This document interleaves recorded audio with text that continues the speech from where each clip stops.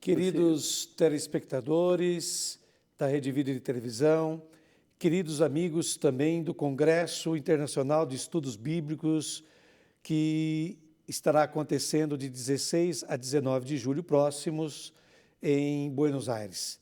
Nós temos a alegria de termos aqui ao nosso lado Frei Carlos Mesters, ele mesmo fará a sua apresentação daqui a instantes, e essa entrevista tem um duplo objetivo, tanto de marcar a caminhada dos estudos e do uso popular da Bíblia na América Latina, como também fazer uma avaliação crítica dessa caminhada e apresentar a vocês a grande contribuição que a leitura popular da Bíblia, especialmente do Brasil e também em toda a América Latina e Caribe, proporcionou a tantas pessoas nessas últimas décadas. Então, seja bem-vindo, Frei Carlos Mesters, aqui no nosso programa.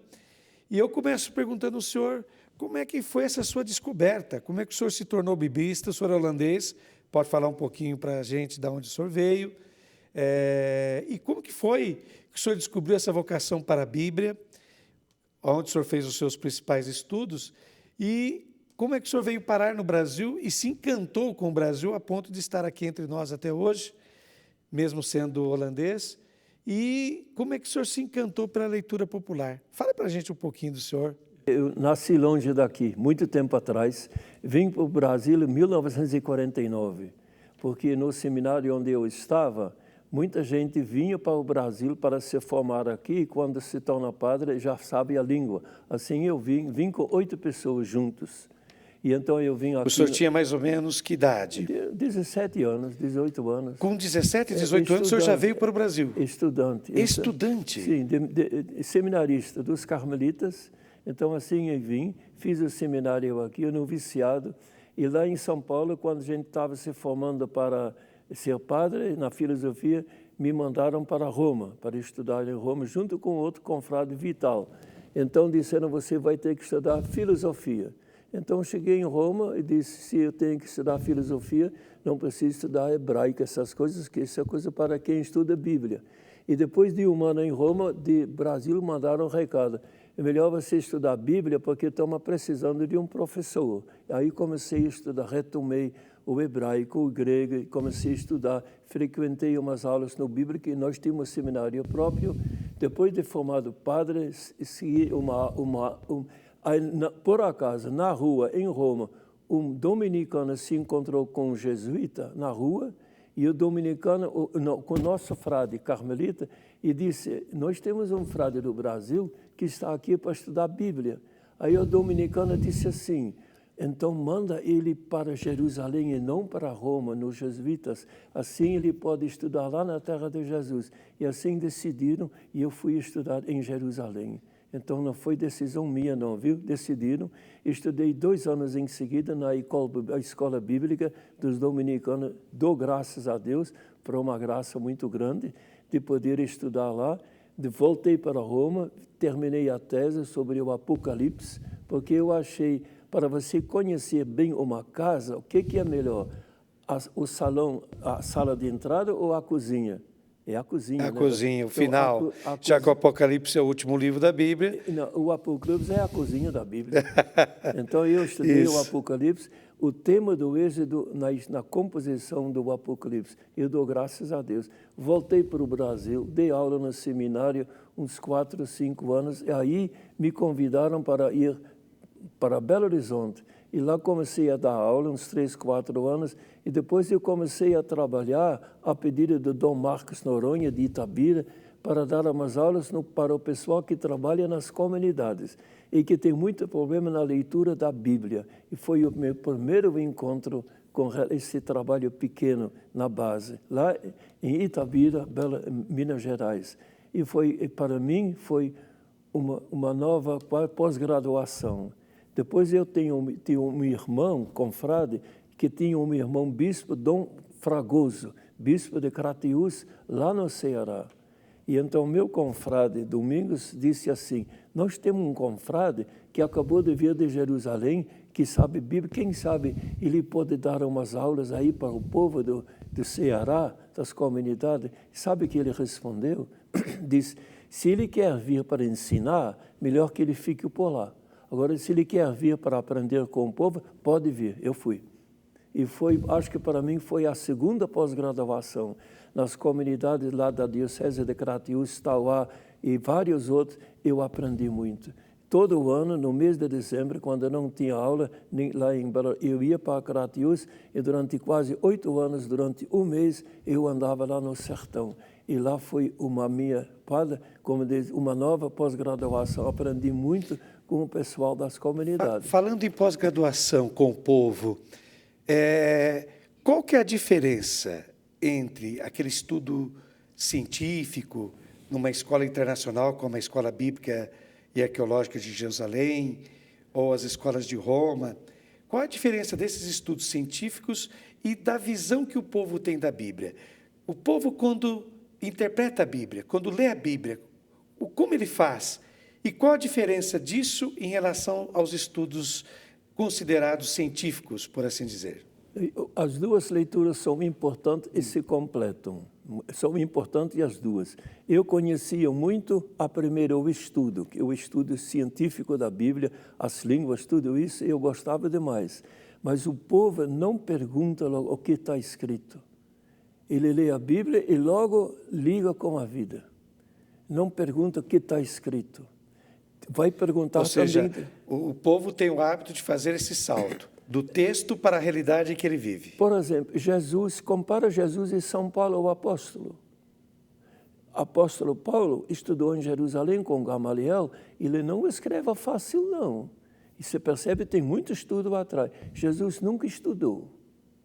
Viveu 30 anos em Nazaré, com o povo, na carpintaria, na roça, e andou 3 anos. E quando Jesus fala, ele não faz coisas difíceis, ele usa comparações, símbolos, parábolas, tiradas da vida, e é a vida que ajuda ele a fazer o povo entender.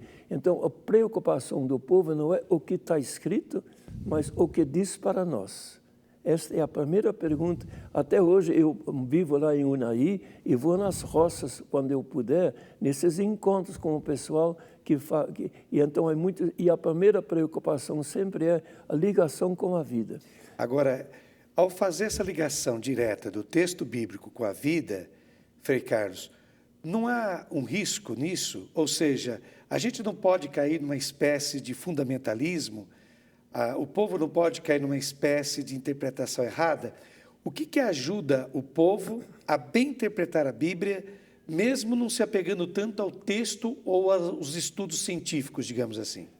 Eu acho que tem uma coisa, olha, por exemplo, como o povo lê a Bíblia nas cartas, nas comunidades do Apocalipse, o jeitinho de ler. Eles fazem a mesma coisa que nós. Lê um texto do Salmo 2, o pessoal lá de Jerusalém imediatamente liga com a vida.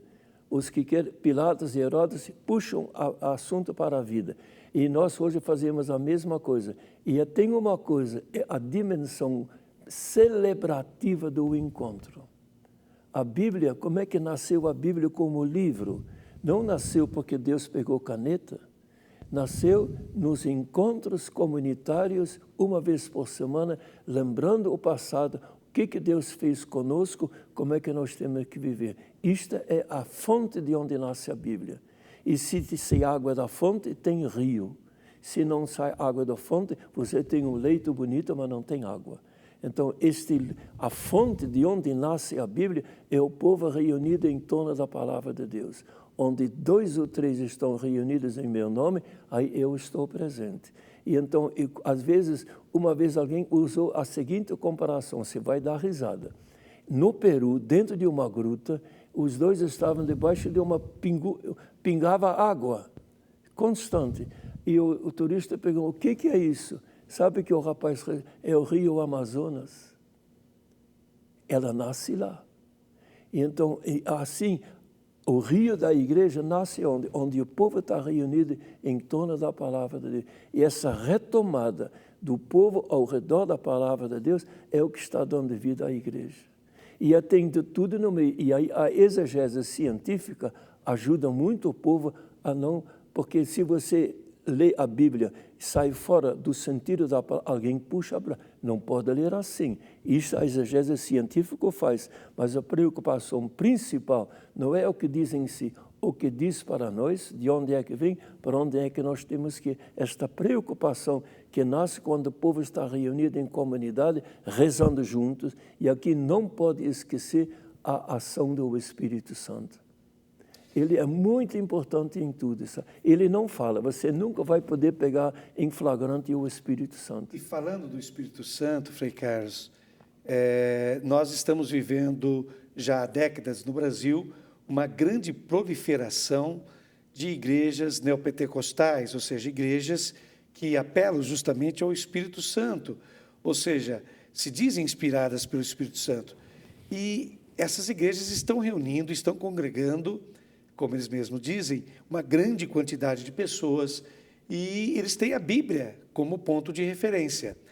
Agora, uma pergunta que eu acredito que muitos se fazem qual é a diferença dessa leitura que se faz, por exemplo, em certas igrejas, não todas, mas em certas igrejas neopentecostais, e essa leitura popular que se desenvolveu na América Latina, e, diga-se de passagem, não só na Igreja Católica, mas em várias outras igrejas. Qual que é a diferença entre essa leitura popular, em que o povo está preocupado com a sua vida e usa a Bíblia para que a Bíblia ajude ele a fazer um caminho de libertação e de mudança na sua vida e na vida do mundo em que ele está, e essa leitura, digamos assim, que se dá nessas igrejas neopentecostais, que alguns chamam de leitura fundamentalista, até se o senhor quiser explicitar um pouquinho melhor, nos explicar melhor o que se entende por isso, seria interessante. Então, eu diria assim, Deus não escreveu um livro, escreveu 2 livros. E o primeiro livro não é a Bíblia, é a vida. Deus criou a vida falando, luz, e a luz apareceu. A luz é uma palavra de Deus. E depois Deus gritou, Telmo, Telmo está sentado aí. Você também é uma palavra ambulante de Deus. Deus fala na vida. Este é o principal livro. E na hora que eu esquece isso, e pega um outro livro, esquecendo a vida, você anda um caminho que não fica no fundamentalismo. Então, se nós temos a Bíblia, está aqui, não é porque a Bíblia é a coisa mais importante, não. Eu leio a Bíblia porque ela me ajuda a descobrir Deus na vida. Lá está a palavra de Deus. E a gente lê, vai lendo, e sabe qual é o comentário mais frequente nos encontros bíblicos? O pessoal lê, puxa, é que nem hoje. Entender? Diz que a Bíblia, no fundo, é um espelho da vida. E quando você olha no espelho, você vê a sua cara, não é verdade? Então, o povo lendo a Bíblia diz, é que nem hoje. E aí faz a ligação básica. Aí a Bíblia atinge o objetivo. Foi escrito porque o Deus criou a vida para que nós, no paraíso terrestre, Adão e Eva andavam com Deus. É para dizer, no fundo, nós somos Adão e Eva. Este é o objetivo, poder encontrar Deus na vida. Nós não observamos a lei da vida e desandamos e perdemos Deus. E aí, pouco a pouco, Abraão, assim a Bíblia, a história conta, começou a redescobrir Deus na vida. Foi descobrindo, a história foi escrita, e agora este segundo livro é para nos ajudar a descobrir onde Ele está na vida. Eu não vou esquecer a vida, é para que a vida de novo se torne revelação de Deus. Esse é o objetivo. Agora... o fundamentalismo, você perguntou. Isso, né? Exatamente. Eu gostaria... Porque essa é uma tônica que está muito presente, porque o fundamentalismo não é uma prerrogativa, não é uma exclusividade do cristianismo. Não. Existe o fundamentalismo também na religião muçulmana, existe o fundamentalismo também em outros tipos de manifestações religiosas e até políticas. Enfim, o que seria o fundamentalismo e qual é o risco, Frei Carlos, do fundamentalismo?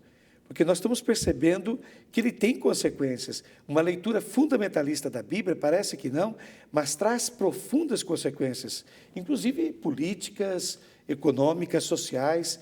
Então, não estamos falando de um assunto qualquer, mas de um assunto muito importante. Como é que chamava aquilo que esqueci a letra, quando se condenava na igreja, o ofício, o Santo Ofício. Santo Ofício, é uma a Inquisição. Inquisição. Fundamentalismo, sabe que é busca de fundamentos. Se você está nunca se estudou tanto o passado como neste nosso século, porque estamos inseguros, perdemos o rumo e vamos buscar no passado os fundamentos da vida. É busca de segurança. E às vezes a segurança em cima da letra. Lá, então, agora, qual é a verdadeira segurança? Reencontrar Deus na vida. E aí você não se agarra na letra, você se agarra no autor que produziu a letra. E se você vê a letra e esquece quem escreveu, aquele que escreveu a letra diz, esse menino não está entendendo nada do que eu queria dizer. Então, a gente nunca pode esquecer a pessoa, e a pessoa está presente no meio de nós.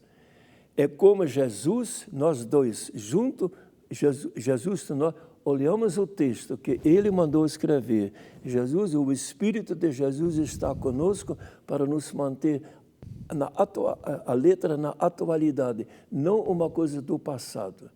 Através da presença do Espírito conosco, esta letra se atualiza. E quando a gente, absolutiza a letra, esquece este contexto celebrativo, onde ele nasceu, a gente acha que não está bom. Se a Bíblia nasceu nos encontros celebrativos de toda semana, ao longo dos séculos, pouco a pouco, o contexto da sua interpretação tem que ser celebrativa, envolvido na oração. E na hora que a gente esquece a oração, esta dimensão, e a oração na vida, a gente se desvia, sabe? E aí é muito importante esta atitude simples de não dominar os outros pela palavra, a partilha da palavra, a conversa. Sabe o que é conversa grande? Conversão. Nunca pensou nisso? Olha só. Conversa grande é a conversão. É conversão. E não existe conversão sem conversa boa. Quantas vezes não acontece, você conversa com uma pessoa, depois que, puxa vida, nunca pensei nisso. E aí começa, e a conversa não termina na conversa. E nunca pegar só a letra, mas todo o contexto que existe. Tem que ler na letra e nas palavras, nas entrelinhas, nas linhas e nas entrelinhas. Tudo que é sugerido, a Bíblia é mais do que um texto, é toda uma vida de um povo. Na hora que eu me esqueço do contexto onde nasceu, eu estou transformando a Bíblia numa peruca. E peruca eu ponho e tiro. Mas Bíblia é o cabelo que nasceu da convivência do povo. E então, quando eu leio a Bíblia, eu tenho que olhar o lugar de onde ela nasceu. Esta convivência, e isto existe hoje, esta convivência celebrativa do povo hoje, eu acho que é o melhor contexto para a gente poder ler a Bíblia. E às vezes nós esquecemos isso. Agora, o senhor falou que saber o contexto e também penetrar um pouco no ambiente do autor que está por detrás do texto da Bíblia são elementos importantes para a gente fazer uma leitura contextualizada e mais correta ou proveitosa, digamos assim, das Sagradas Escrituras, da Bíblia. Agora, Frei Carlos, nós sabemos que nós vivemos na América Latina e, falando especificamente do Brasil, nós somos um país com deficiências muito grandes na educação. O senhor sabe que o nosso povo conhece muito pouco da história dos povos antigos. O nosso povo tem dificuldade até com a língua oficial do nosso país, que é o português. O nosso povo, muitas vezes, tem dificuldades até de entender o texto mesmo que está escrito na Bíblia. É claro que temos edições bíblicas com textos mais popularizados, digamos assim, que tentaram fazer uma tradução mais popular, que nem sempre talvez seja o mais correto, porque ao popularizar você está dando interpretações e até já fazendo escolhas de certas palavras. O que eu gostaria de perguntar para o senhor é o seguinte: existe alguma forma de fazer o povo ter acesso a esse contexto? Como o povo pode realizar uma leitura bíblica levando em consideração esse contexto e a autoria que está por detrás do texto? Sabe o que vem na minha cabeça? Uma vez Jesus estava falando para o povo. E na frente estavam os doutores, os fariseus, e atrás o povo. E Jesus percebeu que o pessoal na frente não estava entendendo nada. E o povo dando risada. E sabe, lembra que Jesus falou? Pai, eu te agradeço, porque escondeste essas coisas aos sábios e entendidos e revelaste aos pequeninos. Sim, Pai, assim é do teu agrado. Isso eu acho que é muito... O que esse Jesus aprendeu dos pequenos? Será que ele aprendeu coisas complicadas? Entende o que eu quero dizer? Exatamente. Né? Então, o que significa? E Nossa Senhora, a mãe de Jesus, meditava as coisas. O que eu mais gosto na Bíblia é quando Jesus, ela perde o menino, e quando encontra depois de 3 dias, ela diz assim, meu filho, por que fez esse negócio conosco? Significa que ela não entendeu.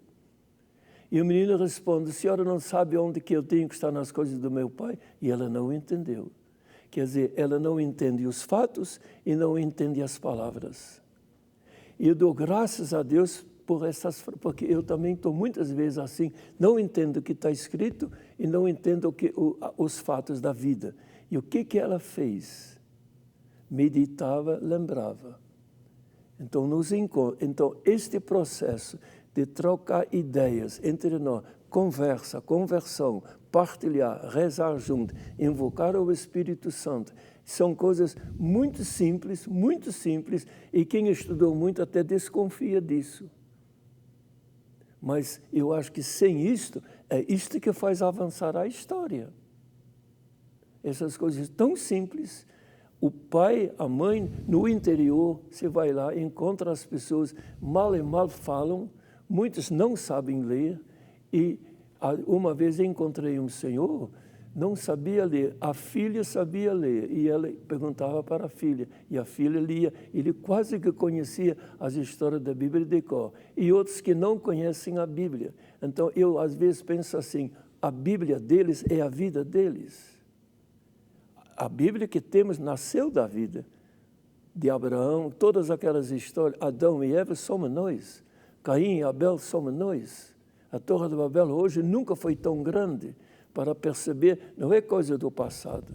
E se eu transformo aquilo em coisa do passado, eu estou negando o significado que eles têm, que aquilo foi escrito não para informar a história, mas para orientar a vida do povo no caminho de Deus. Eu não sei se está coerente. Não, perfeito. Agora, existiria, Frei Carlos, algum método? Vamos supor que quem está nos ouvindo fica assim se interrogando. Tudo bem, na conversa, nessa grande conversa que vai redundar numa conversão, é que se faz o caminho da leitura popular. Mas existe algum método ou algumas dicas, algum caminho para que essa leitura popular da Bíblia aconteça, para que as pessoas que querem começar, por exemplo, a ler a Bíblia. Vamos supor um grupo de pessoas que esteja nos ouvindo que nunca leu a Bíblia. Como começar? Por onde começar?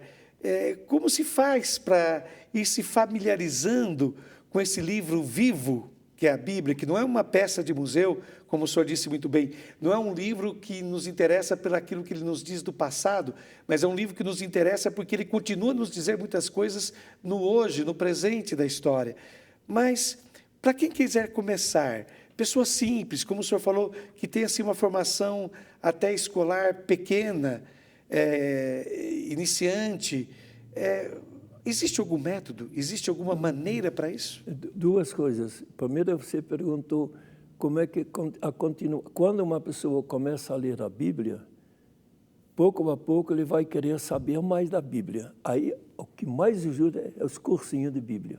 O pessoal gosta. Eu estive muitos anos em Angra dos Reis, mais de 15 anos. E lá começou o movimento nas comunidades. E na medida que eles iam reunindo, Frei, a gente quer saber um pouquinho mais da Bíblia. Aí começa o interesse pelo que está escrito. Descobrem que é importante para a vida, para a comunidade, e, sobretudo, os animadores querem conhecer mais a Bíblia. E aí a gente organizou um cursinho de Bíblia de 2 anos, uma vez por mês, e a gente dava trabalho para eles estudavam, voltavam com os problemas, e assim foi uma formação para os animadores das comunidades. Isso é o primeiro para quem começar não com o livro do Levítico, que vai desanimar na hora, mas começar com as coisas simples, bem simples, dos evangelhos, e tem cursinhos para isso, bem simplesinho, indica, tem até roteiros para isso, círculos bíblicos, um trechinho da Bíblia, uma pergunta sobre a vida. Eu acho que o melhor é aquele Lucas, o evangelista Lucas conta no último capítulo do seu livro. No fundo, ele ensina os destinatários do seu evangelho, que eram os pagãos dos anos convertidos dos anos 80, para como ler a Bíblia. Então ele coloca Jesus ensinando aos discípulos de Emaús. Estamos todos na estrada de Emaús. Estão andando, conversando sobre os fatos da vida que eles não entendem. Como é que explica? Lembra? Ele diz, nós pensávamos, mas a gente tantas vezes fala assim, eu pensava, mas... Então aí Jesus se aproxima. E sabe como é que Jesus faz? Ele não chega ensinando. Primeiro ele alcança, depois anda junto, depois escuta. Não fala, ele pergunta, vai perguntando. E eles vão dando a resposta. O senhor é o único estrangeiro, não sabe? E aí o que foi? Aí eles contam todos os problemas que eles têm, a conversa das mulheres, e só depois que botou a vida toda, Jesus começa a falar, e não dá aula. Ele usa a palavra de Deus para iluminar os problemas da vida que eles tinham colocado. Começando por Moisés, passando pelos profetas, foi buscando textos para iluminar. Eu garanto, se estes dois tivessem continuado, iam depois pedir para Jesus, dá um cursinho para nós. Mas então Jesus começa assim. E o mais bonito, e diz que o coração ardia, mas não abre os olhos. Eu acho isso tão bonito. Eles falaram com Jesus o dia inteiro sobre a Bíblia e, no fim, a Bíblia não abriu os olhos. Aí, no fim, estão levidos, eles dizem para Jesus, nós chegamos, e Jesus, vocês chegaram, eu vou continuar. Não, fique com a gente se passa a noite aqui, e amanhã eles fazem um gesto de comunidade. Fique com a gente. Eles sentam juntos, rezam juntos, partilham juntos, e aí o que acontece? O olho abre, reconhecem Jesus. O senhor falou... Espera aí, sim. Reconhecem Jesus e sabe o que acontece? Na hora que querem dar a mão, Jesus sumiu. E uma vez, num encontro bíblico lá no interior de Minas, alguém perguntou, Jesus foi para onde? Eu disse, eu não sei, eu não estava lá. Faz um cochicho aí para saber para onde é que ele foi. Eles fizeram um cochicho e uma pessoa lá perto do Mutum disse, eu sei. Ele foi para dentro deles. E é isso que acontece. Na hora que você descobre, ele está, e o olhar muda. É esse olhar do Espírito de Jesus que é muito importante na leitura da Bíblia. E eu gostei da resposta do rapaz, sabe por quê? Que eles estavam saindo de Jerusalém, porque Herodes e Pilatos mataram Jesus e mataram dentro deles a esperança. O poder mata Jesus e a morte morreu dentro deles a esperança. Sai, nós esperávamos. E quando eles descobrem que Jesus está vivo, significa que com Jesus está uma força maior que Herodes e Pilatos. Estes dois podem matar, mas fazer uma pessoa voltar a viver não podem. Não é verdade? Quer dizer que com Jesus está um poder maior que o poder que persegue e mata. O que acontece?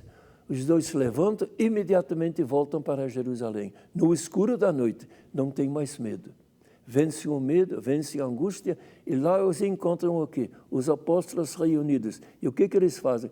Partilhar a experiência da ressurreição. Aí todo mundo renasce. É isto que nós fazemos até hoje. Você participa, se está desanimado, não sabe o que fazer, participe de uma reunião, não acontece nada, mas dentro de você nasce uma força. Já que o senhor falou em desânimo, E o senhor estava dizendo que só a palavra de Deus, só a Bíblia por si mesma, ela não é capaz Não de abre os olhos. abrir os olhos. Então, para que se abram os olhos das pessoas, o que é preciso? O que acontece para essa? Não é uma mágica, é claro, mas esse passo da leitura da palavra de Deus ou da escuta da palavra de Deus para se transformar numa mudança de vida, o que tem que acontecer? O menino leva muito tempo para crescer, não cresce num dia, não é verdade? Yes. E a mãe não vê, porque ela vê todo dia. Mas a tia que vem depois de 2 anos, e o menino cresceu. Então, percebe. Então, o importante é, só a Bíblia não abre. Mas o que abriu os olhos dos 2 meninos na rua, no estado de Emaús, foi a partilha, a reunião, a reza junto, a Eucaristia, lembrar Jesus, o repartir. Estes elementos celebrativos, a reza, muito importante. E onde não há reza, o Espírito Santo tem que ser invocado. Se pudesse ter uma loja onde a gente compra o Espírito Santo, seria bom para os ricos, mas não tem. A única coisa para conseguir a luz do Espírito rezar, Jesus falou que se filho pede um pão, você não dá pedra. Se vocês rezam, o Pai dá o Espírito a quem o pede. Então, a invocação do Espírito Santo é muito importante. E o Espírito Santo, você não pega em flagrante, você não sabe como é que ele atua. E eu passei uma vez ao pente pelo livro dos Atos dos Apóstolos, onde Lucas fala da ação do Espírito na vida das primeiras comunidades. É a coisa mais interessante que tem. Sabe o que o Espírito Santo faz? Desde o documento do primeiro concílio ecumênico, nós e o Espírito Santo, até o rumo da viagem. Tem que ir para Unai, não vai para Paracatu, viu?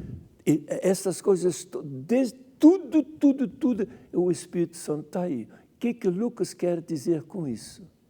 Sem a gente se dar conta, falou em ação do Espírito Santo, pensa numa coisa miraculosa. É nada. Está nas coisas mais comuns. Lucas quer dizer, se quiser saber onde atua o Espírito Santo, não procure nas coisas miraculosas que você não vai encontrar. Que Ananias e Safira também queriam coisa miraculosa e não podiam nem pertencer à comunidade. Não está lá? Exato. Onde que está a ação? Na coisa mais comum que todo mundo tem. O que Lucas quer dizer, mude os olhos. Não procure na coisa miraculosa. Coloca o colírio da fé nos olhos e você descobre o Espírito atuando nas coisas mais comuns da sua vida. Quero um exemplo muito simples, pode até dar risada. Uma moça lá no interior, numa favela do Rio de Janeiro. O menino estava doente, ela precisava de dinheiro, não tinha. Precisava não sei quanto, vamos dizer R$200. E uma vez passa uma senhora na casa dela conversar, ela não falou do menino nada, ela deixou uma embrulha na mesa, depois que ela foi embora, abriu, era exatamente a quantia do dinheiro que ela precisou para poder comprar o remédio. Ela disse, foi Deus, não foi? E a gente pode discutir para ela, foi Deus. Acho que Abraão falou para Sara, Sara, foi Deus, não foi? Exato. Entende? É a descoberta de Deus não se pega assim. E Deus também não usa o telefone. A gente descobre na vida. Nascem convicções tão fortes que os pais transmitem para os filhos. E esta convicção de fé nós também recebemos dos nossos pais. E nós os transmitimos. E esta convicção de fé que nasce, você não sabe de onde, que o Espírito Santo você não pega em flagrante, mas você diz, é o Espírito de Deus. E os bispos, quando a reúnem em concílio, é o Espírito Santo, e todos nós acreditamos. E onde é que nasce o concílio? Onde 2 ou 3 estão reunidos em meu nome, eu estou no meio. Agora, olhando um pouquinho o uso que se fez da Bíblia na América Latina, Frei Carlos, teve uma época em que se usava mais o livro do Êxodo, por exemplo. Nós tivemos uma temporada na vida da igreja latino-americana, especialmente na década de 60, 70, início da década de 80, quando o Brasil viveu, por exemplo, uma ditadura militar, e outros países da América Latina também estavam vivendo regimes autoritários, ditatoriais, né? Se usou muito o livro do Êxodo, por exemplo, como referência. Se falava muito da libertação, de Moisés liderando aquele povo pelo deserto, da conquista da Terra Prometida e assim por diante. Hoje, com esse povo um pouco acomodado, a gente nota que parece que as nossas comunidades, nem todas estão assim tão vivas, tão interessadas no que está se passando no Brasil, ou parece que as pessoas estão um pouquinho desanimadas, sem esperança. Que textos resgatar da Bíblia? Já que o senhor falou que a gente vai na Bíblia, não só para conhecer o texto em si, a letra em si, mas para que aquilo ali nos ajude a descobrir saídas para os nossos problemas, nossos dilemas, e para nos iluminar no nosso caminho. Hoje, que textos o povo está usando, ou está procurando usar mais para iluminar a sua vida?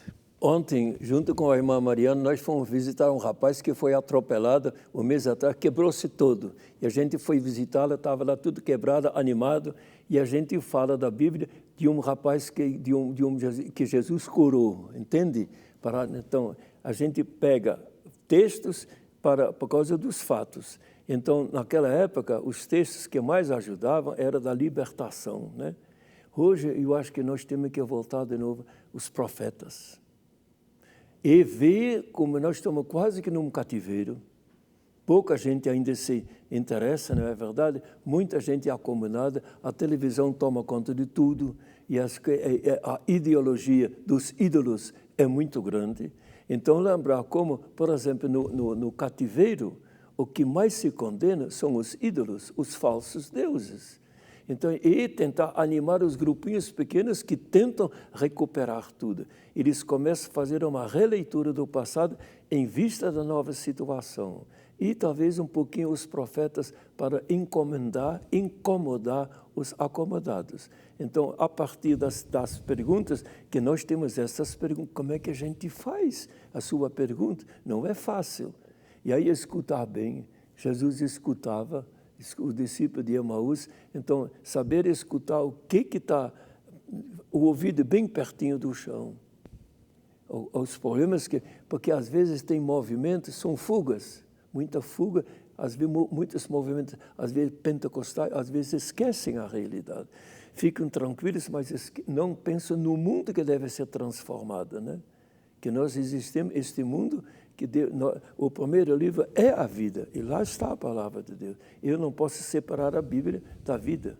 Então, eu acho que é mais olhar bem quais são os problemas, e isto, quando os primeiros cristãos começaram, foi nos anos 33, não foi que começaram? Exato. Depois, e quando é que o mundo estava mais ou menos um pouquinho modificado? 300 anos depois. Tem que ter paciência. Uma vez um senhor falou, eu não trabalho para mim, eu trabalho nem para os netos, para os tetranetos. Gostei do homem, de falar, a gente tem que a curto prazo, a médio prazo e a longo prazo, ter presente toda a caminhada. Isso não é fácil. E eu acho que sozinho ninguém descobre. E aí é muito importante os animadores se reunir, os padres se reunir, os bispos se reunir, os leigos se reunir, trocar ideia e de vez em quando juntar as ideias para saber o que Deus está pedindo de nós. Então, estes encontros, eles fizeram no ano 50 e pouco o primeiro concílio ecumênico lá em Jerusalém, para saber qual o rumo que temos que tomar, não foi? Um falava de um jeito, outro falava de outro jeito, um era mais conservador, outro queria só a lei de Deus, manter o Antigo Testamento e até descobrir esta grande decisão. Não precisa mais observar a lei de Deus. O que nos salva é a fé em Jesus Cristo. Levou tempo. Então, eu acho que nós estamos nesta situação, não é fácil, e um só não consegue. E aí também muito importante a celebração, porque na celebração o Espírito Santo atua e as ideias vão nascendo aos poucos, se juntando. as convicções vão nascendo. Eu não sei se estou certo nisso. Em todo caso, a gente se comunica e as pessoas que vão escutar também vão, talvez, coçar a cabeça, se perguntar, e a gente levanta as perguntas, né? Que na hora que a gente não tem mais pergunta, a gente para.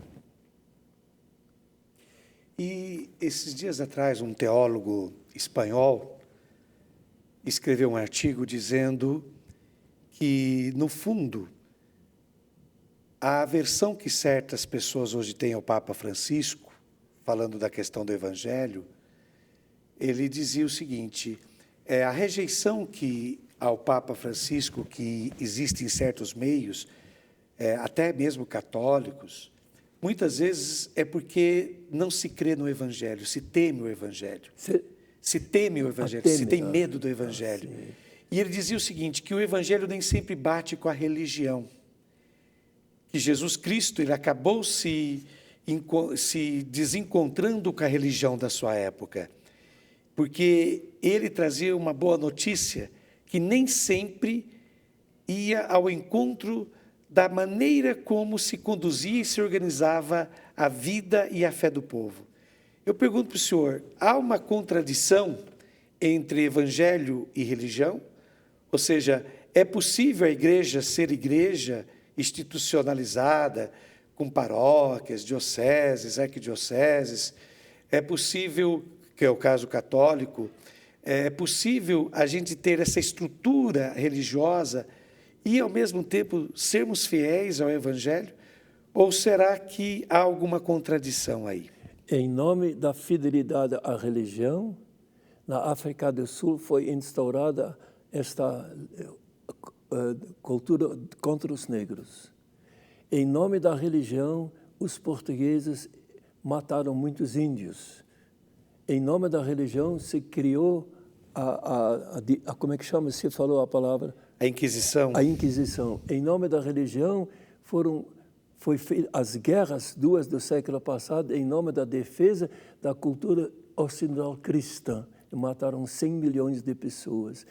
Há muito abuso da religião, muito abuso da religião. E em nome da religião, as pessoas amarram uma bomba no corpo e se matam. Não é verdade? Então, eu acho que a primeira coisa que o Apocalipse diz, o Apocalipse mete medo em muita gente. Sabe qual é a primeira coisa que Deus disse no Apocalipse? Não tenha medo. Não tenha medo. Eu estive morto, estou vivo, sou o vivente. Não tenha medo. E toda a interpretação da Bíblia que mete medo está errada. Que mete medo nos que querem ser fiéis. Para eu ser fiel com medo, não ter medo. Deus, como é que Jesus chama o Deus? Abba, Pai. Não é Abba, Ab é Pai. Jesus chama Abba, Papai. Nome carinhoso para dizer que Deus não se deve ter medo de Deus nunca. E não ter medo a não ser que eu mato meu irmão. Aí Deus diz, está errado. Mas se eu procuro viver, eu posso olhar para ele, piscar olho para ele, ele me perdoa. E Jesus chega a dizer, mesmo que você peca 7 vezes no dia, deve perdoar teu irmão 7 vezes. E se Jesus pede isso, Deus também faz. E Pedro perguntou, quantas vezes, Jesus? 7 vezes? Não, Pedro, 70 vezes 7. E Deus também perdoa assim. Esta visão de Deus, Jesus comunicou. E toda vez que eu tenho medo de Deus, alguma coisa está errada em mim. Entende?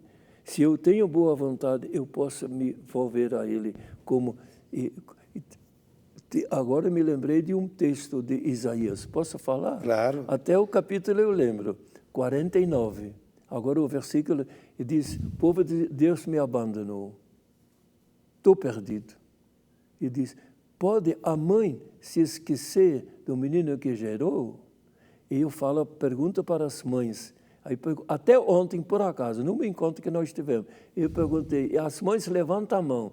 Pode a mãe se esquecer? Elas fazem assim. Impossível. Pois mesmo que a mãe se esqueça de Deus, eu não me esqueço. Tem imagem maior para dizer que Deus é mãe? Tem não. Então, por que usar a Bíblia para colocar medo? Porque Seria uma forma. Por que usar a Bíblia para se colocar medo nas pessoas? Seria uma busca de controlar as pessoas? Porque hoje dá a impressão, Frei Carlos, que certas igrejas, certas pessoas querem novamente ter o domínio sobre o povo e não ajudar o povo a se encontrar com esse Deus que é bondade, que é papai, esse Deus que é mais do que uma mãe, esse Deus que é bondade, que é misericórdia, como o Papa Francisco, inclusive, tem insistido tanto ultimamente, nesse Deus misericordioso.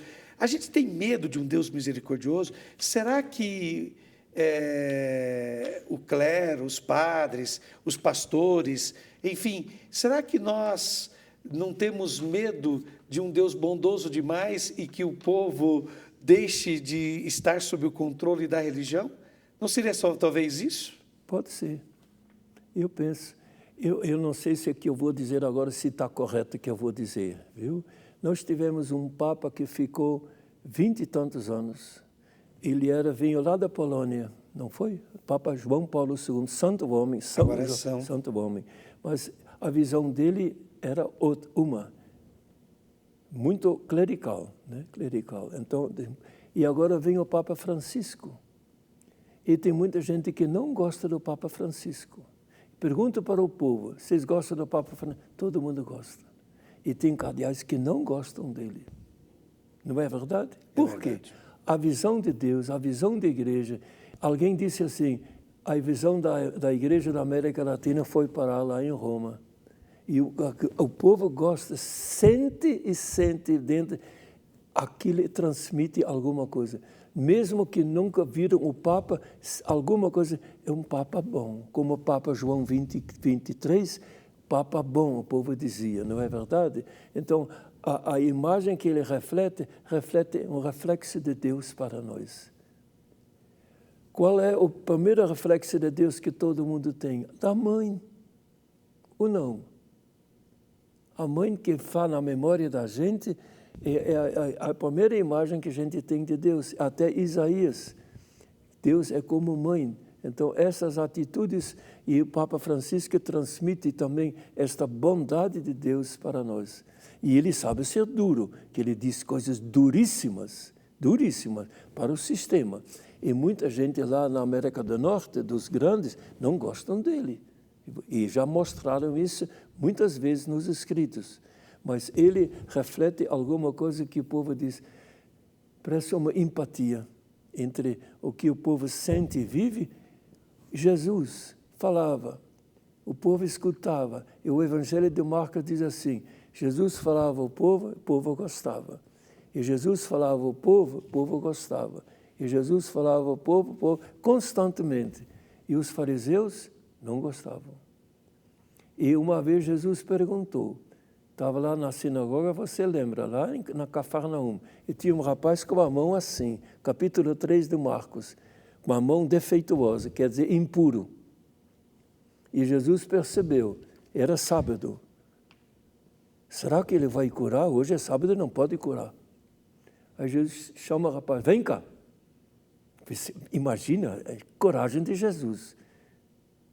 Os fariseus aí, Jesus com doente, e aí Jesus pergunta, se ele perguntasse, eu posso ou não posso curar o rapaz? Todo mundo, não pode não, que hoje é sábado. Ele fez outra pergunta, em dia de sábado, posso fazer o bem ou o mal? Posso salvar ou matar? Ai, que pergunta. Eles responderam, não. Ficavam caladinhos, porque sabiam, fazer o bem é curar. Salvar é matar, é não curar. Então Jesus disse, estica a mão. Esticou a mão ficou. Jesus, com raiva, porque em nome da lei de Deus, estavam dizendo que não pode fazer bem em dia de sábado. Aí Jesus fica com raiva. Esta má interpretação da lei do Pai, não. Estica a mão, curou. E sabe qual foi a decisão? Os herodianos e os doutores da lei se juntaram e disseram, temos que matar o homem. Entendeu? Acho que está. Então, Jesus viveu o tempo de hoje e nós vivemos o tempo de Jesus. para concluirmos, Frei Carlos, o que o senhor diria para essa nova geração de biblistas aqui na América Latina, que está preocupada em fazer uma exegese, ou seja, um estudo bíblico-científico, que tenha ressonância também na vida concreta do povo, das pessoas? O que o senhor diria para as pessoas que estão estudando Bíblia, seguindo métodos científicos? Talvez algo que aconteceu com o senhor já disse que o senhor fez 2 pós-graduações com o povo. Foi junto com o povo que o senhor talvez aprendeu a melhor maneira de interpretar a Bíblia. E olhando hoje a situação que a gente vive na América Latina, claro que os tempos mudaram muito nessas últimas décadas, mas o que o senhor diria para esses atuais estudantes da Bíblia, seja no Brasil como também em toda a América Latina, a partir da realidade que a gente está vivendo hoje? Primeiro, continue estudando. E estuda cientificamente as línguas todas. Não perder nenhuma oportunidade de se atualizar no estudo dos textos bíblicos, o contexto da época, tudo isto. E tentar fazer o seguinte, estudar o passado de tal maneira que eu vou lá até a raiz, eu vou descobrir a vida que está na origem dos textos bíblicos. Lá está a vida. É de lá que nasceram os textos. E se eu conheço os textos, mas descobrir, então, este estudo científico é importantíssimo para eu descobrir o contexto da época cultural humana, todos esses e o que a vida que está por debaixo daquilo. E aí eu vou reencontrar. E outra coisa é a importância que, às vezes, o texto não diz nada, não porque falta estudo, nem porque falta reza, porque falta aprofundamento da vida hoje.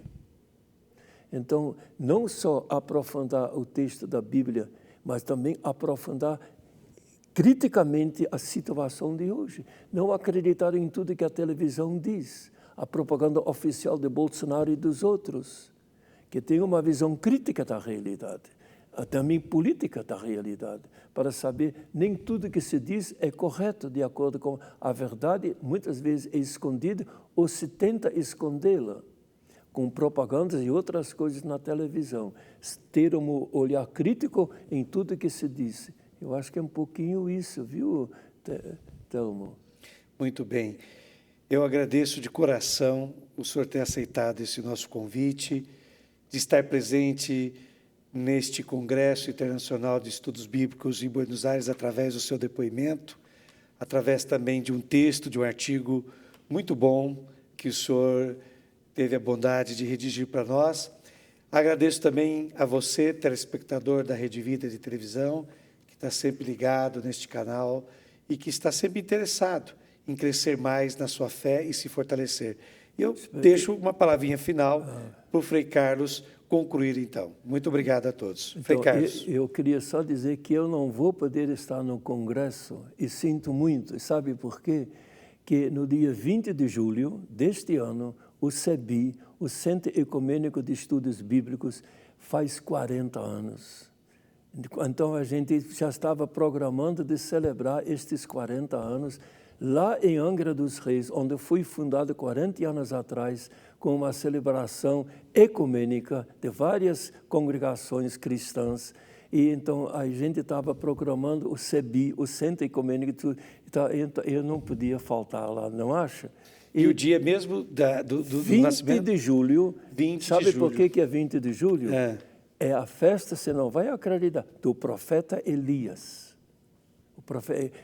Nós somos carmelitas e a gente tem esta festa dia 20 de julho. E 20 de julho de 1979, 40 anos atrás, foi fundado o CEBI lá com a presença de Dom Valdir, bispo de Volta Redonda, Dom Vital, o nosso bispo, e Dom de bispo de Vitória vieram presentes. E vários pastores, foi uma celebração bonita. E o texto da celebração ainda está no arquivo do CEBI, lá em São Leopoldo, no Sul.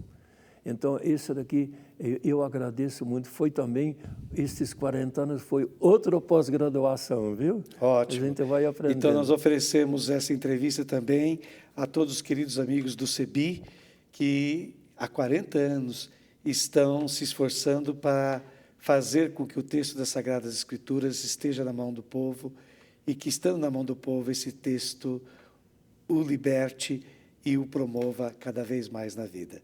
Obrigado a todos e obrigado de coração, Frei Carlos. Muito obrigado, viu, Padre Thelma?